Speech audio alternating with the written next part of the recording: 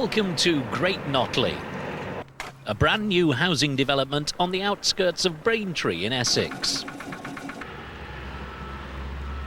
In this series, we're going behind the scenes of a major construction project to show you how it works and meet the people who are making it happen. Today, we're going to meet some of the men responsible for keeping it all on schedule. It's good, stable soil, and they have said that we only need to dig a metre through here. The building inspector, who checks up on them.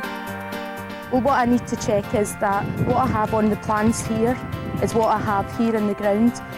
And the woman who thinks she knows how to make a new development stand out from the rest. To Stow. It's a large site. It was agricultural land originally, and so there are very few landscape features. But we're starting in an area of the village known as Willows Edge, where they're building 88 new houses. When it's finished, Willows Edge will be a collection of 2 to 5 bedroomed houses, ranging in price from around 100,000 to 250,000. Some of them are finished and some of them are still being built. The man with the job of making sure it all happens is Andrew Knights, site manager, and I'm told he's up here.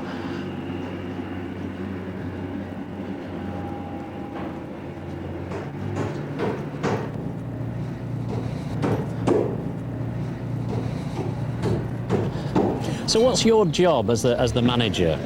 Basically, I have to coordinate everything that's happening here, and I'm responsible for everything here, right down to the health and safety, cleanliness, show houses that are up, making sure they're maintained and looking spick and span for customers to move in, making sure that the contractors are keyed in at the right time, have got materials at the right time. Basically, everything that you see going on, I'm responsible for, but I have other key players that obviously assist and help the day-to-day sort of running of a site, really. It's a huge responsibility, and it must be you that gets the kick when the bosses upstairs say, we need to have newer housing or more houses quicker, or whatever they say. Well, unfortunately, the buck does stop with me. I mean, it's just something that you grow with and get used to. I'm 35 now, and I've been in buildings since I left school at the age of sort of 16, and it's just something that you get used to, really. You know, you just get on site and you just get stuck in. You don't sort of have time to sit back and think, wow, you know, what are we going to do here? You just, you know, it just comes naturally. You get on with it, really.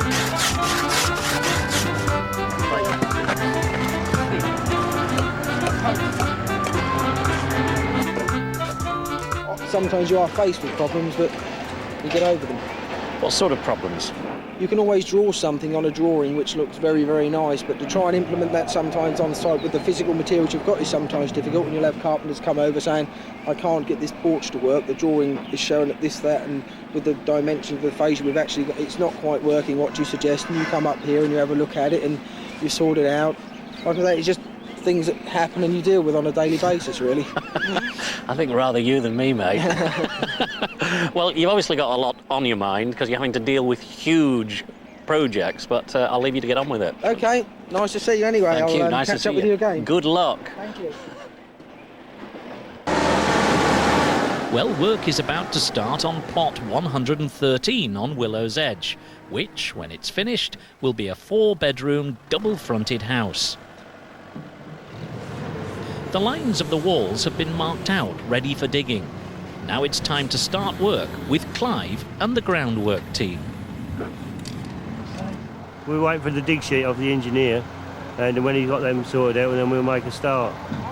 Yeah, we're starting this corner over here and do this front of the house first, and we'll take it from there.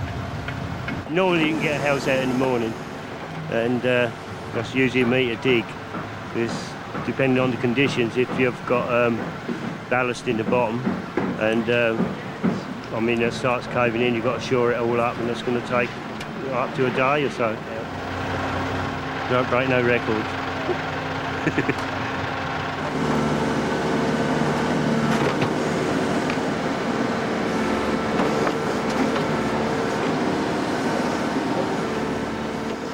We've had an engineer put in levels for us, and obviously he's sprayed out the area of the dig for us, so the machine operator has got a true line to go to. He's given us a dig depth as well, which is 1 metre. So we'll start digging that and see how the ground lies. As we're going at the moment, it looks fairly good and fairly stable. Then we just have to have the local authority come out and do an inspection just to make sure that they're happy, and they will give us a go-ahead to order the concrete and then put the concrete in, foundation done. The inspector will check the foundations have been dug to the right depth and width. At this part of Willows Edge, the bottom of the trench must be 1 metre deep and 450 millimetres wide. While the digging continues, I'm going over to an area known as the Stow, where some of the houses are already occupied. The big claim behind the development of Great Notley is that despite the fact that they're building 2,000 houses, they're split down into separate hamlets, and each hamlet has its own identity and atmosphere. But is it true? Does it work? Well, this is the Stow, 59 different houses in all sorts of shapes and sizes, set along what could be described as a traditional Essex village street. The chief architect responsible for the thinking behind it, and indeed much of the rest of Great Notley, is Trisha Gupta. You have to remember that here we started with a blank sheet of paper, so to speak. It's a large site. It was agricultural land originally, and so there are very few landscape features, and we have to make the most of what we've got. So how do you do that? You've incorporated bits of Essex within all of your building. How do you go about that? Well, we look at what's sort of going on around us, and take a snapshot of Various bits and pieces. The local building traditions, and these are the sort of things you'll find in North Essex, in towards Hertfordshire, and. So you've got doors, you've got fences, you've got windows, chimneys, walls. Do you copy those, or do you then just sort of do your own interpretation? Yes, we don't copy them slavishly, but we take on some of the character that those building traditions result in. Now, you have to remember that originally you would find in normal village architecture, people were building in the materials that they had around them. And you'll find villages that are predominantly render, because there's a lot of timber in the area, and they're all timber frame. And you'll find the same where there is brick available, flint available, and so on. Okay, well, how do you fancy a walk with me to go and have a look at some of those details? Yes? Okay. So it's all part of the challenge. Yes.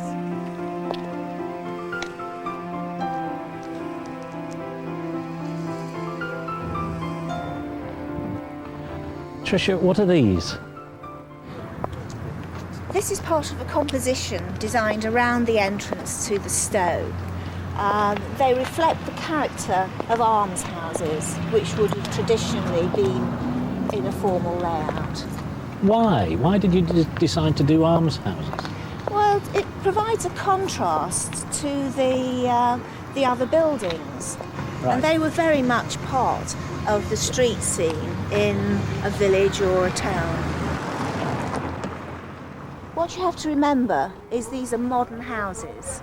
Yep. That were using modern materials and modern components, and were putting them together in a way that is reflecting the vernacular architecture of the locality. So you find something that's very distinctive about Essex, and then you get the closest thing to it you can from modern materials. Or would you go and manufacture it specially?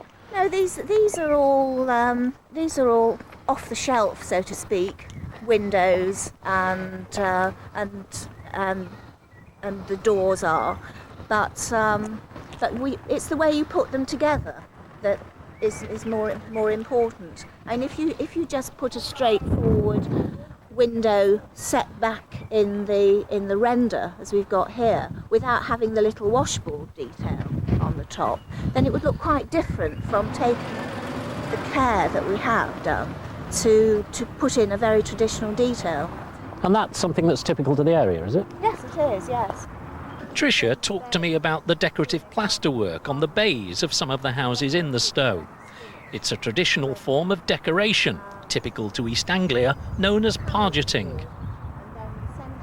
Panels of plaster are scuffed with a brush or trowel to create a pattern or rough effect which stands out from the rest of the building. Yeah. And you'll find this all over North Essex. You get patterns in it, other patterns as well. Yes, you do. You get Pictures. pictures, you get patterns of leaves. You've not held back on the chimneys. They're enormous and they're very individual. They're very distinctive, aren't The decorative chimneys are deliberate. According to architects, one of the things which distinguishes the village from most new developments is that there is skyline interest. Chimneys, to you and me, so many modern housing estates are ruined by the fact that there's no skyline interest, there are no chimneys. Okay, we have central heating now, but what's nicer than a coal fire burning in the grate? With a very distinctive chimney on the top. chimneys and windows, facades and doors. A lot of thought has gone into the detailing of these houses. Join us after the break when the building inspector comes and worries about a different kind of detail. And there's a problem at one of the construction sites in the village.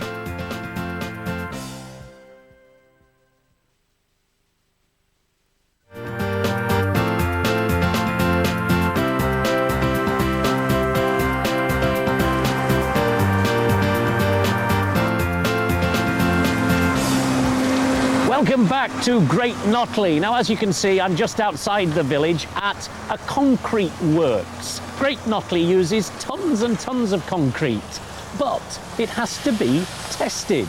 I mean, it's obvious really when you think about it. If the concrete weren't good enough, buildings would collapse and they'd kill people. If it was too heavy, you wouldn't be able to move it. If it was too runny, it would be useless. They've devised this test for concrete called a slump test, which is fantastically simple and yet so brilliant, nothing has ever surpassed it. I'm going to do one now.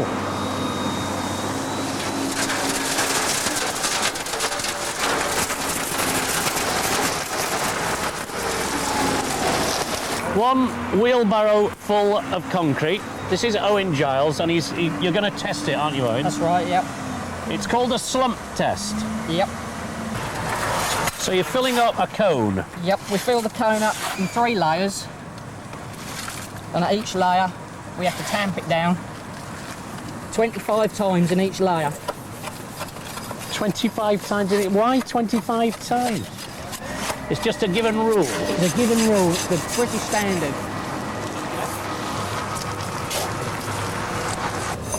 You've smoothed the top. Yep. You've filled it up. You've patted it down 3 times, 25 times each time. Yep. What are you going to do now? What we have to do now is just clear off all the excess, just to tidy it up. Lift the slump cone off slowly, Yeah. turn it over, and then we'll measure how far the concrete's dropped compared to the height of the cone. And that is your slump. Go on then.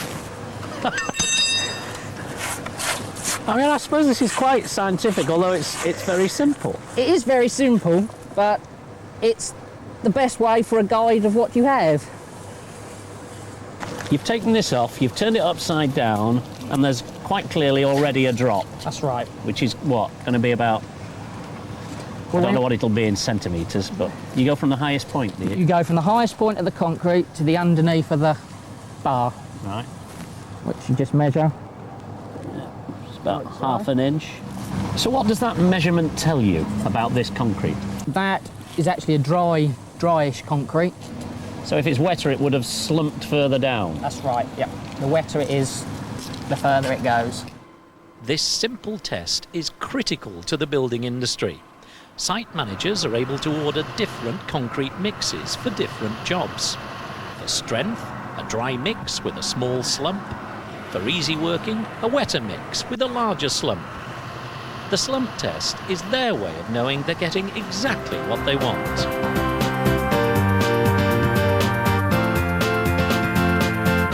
Meanwhile, back at Willows Edge, Clive has finished digging the trenches for the foundations of plot 113, and the building inspector is about to arrive to make sure they comply with the regulations.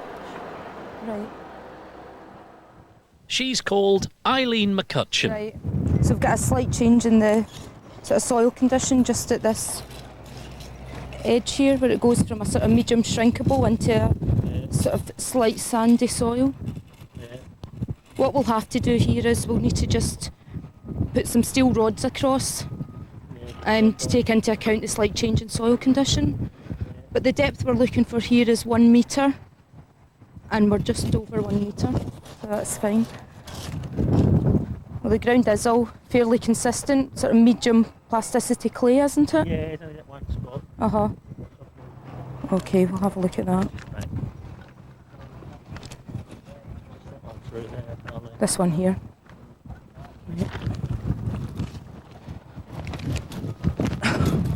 So we're looking for 450mm wide. We always measure at the bottom of the trench. It's exactly 450. What I'm checking for is that the trench is the right width, the right depth, the right bearing pressure to take the weight of the house. I'll just check this finished sort of layout. Eileen has been doing the job for over 10 years. Is it a problem being a woman in a man's world? Well, I think on these particular sites they all know me, so that's fine. When you go onto site for the first time, you get a couple of strange looks because with the hard hat on, they're not sure if you're a bloke with long hair at first.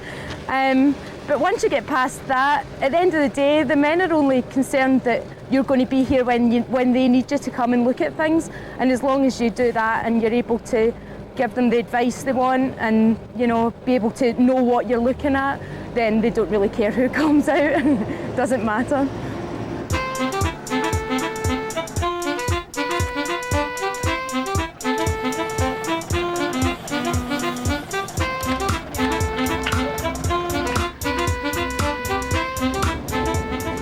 These pegs here are put in by the ground workers, and that indicates the finished level of concrete. So that's where our foundation will finish, that's the finished height. So from there below will all be concrete. Finally, Eileen is happy. Plot 113 has passed its inspection. So has the concrete, which has passed the slump test. It's time for the foundations to be poured.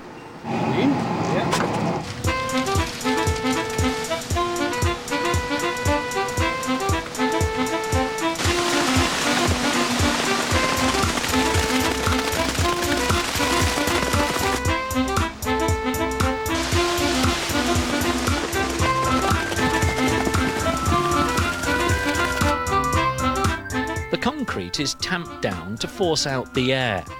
Tamping also forces out water, which sits on top in puddles, making the concrete look much wetter than it really is.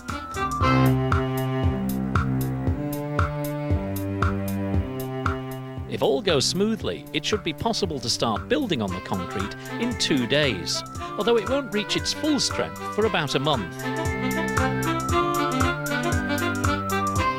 But things seldom go smoothly on a large building site like Great Notley village. Back at the Stow, the site manager, Chris Waters, has got a problem. Work has come to a standstill on one of his luxury houses. Now, this plot is going to be a very big house, but there is a great deal of nothing happening here at the moment. What's going on? We've had 3 gangs of bricklayers not turn up. One of the gangs were supposed to be putting these trench blocks in the footing and bringing it up to damp course, ready for the floor beams. Why are the brickies not here? Monday is a notorious day for not getting labour on site. Really?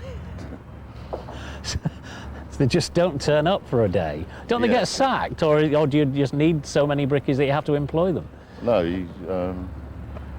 it's just one of those things. It's building traits, if you know what I mean. Now, with your brickies not being here, how far behind are you on this house? About 6 weeks. 6 weeks? Do you not worry about that? If I worried, I'd go grey. I mean, is that normal? No, we'll straighten it out. So you're going to be pushing people hard on this particular plot, aren't you, from here on? Yes. Yeah. When are you going to get people working on it? Tomorrow. You've definitely got them on tomorrow. We've been on to the bricklaying contract definitely tomorrow. Do you give them some grief when they don't turn up? I give them terrible grief. I bet you do, yeah. As Chris Waters wrestles with how to make up time, at Willows Edge, the last of the concrete has been poured and tamped down to exactly the level of the mark.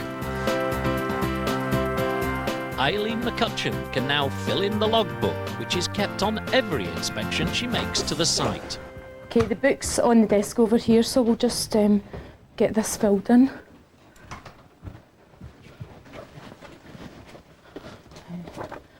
That particular plot was plot 113 on the site. So we keep a site record book. Houses are pretty thoroughly inspected, all modern houses, and I don't really think that people realise to what extent that they are. Every single house has a permanent record, both here and at the council offices, of exactly what's been seen as the house is built. At the end of the day, these are always available at council offices to be inspected at any time by anyone. You know, if you were interested in buying a particular plot and wanted to know how many inspections had been carried out, you could come into the council offices and actually look and see what's been seen in your particular house. The house at Willows Edge may still be a muddy puddle, but it's already got a record. If you're thinking of buying a new house, now you know where to check up on its history. So, we've seen a house being drawn out on the soil, we've seen the cuttings going in, the concrete being poured in, and the inspector giving it the all clear.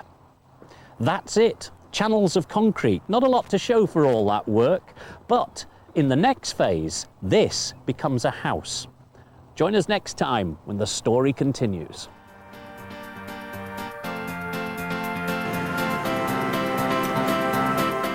And there's a visit inside some of the unusual houses on site next this afternoon. Tim Grundy learns of modern housing needs and finds out how to build a floor. Stay with us and meet the villagers.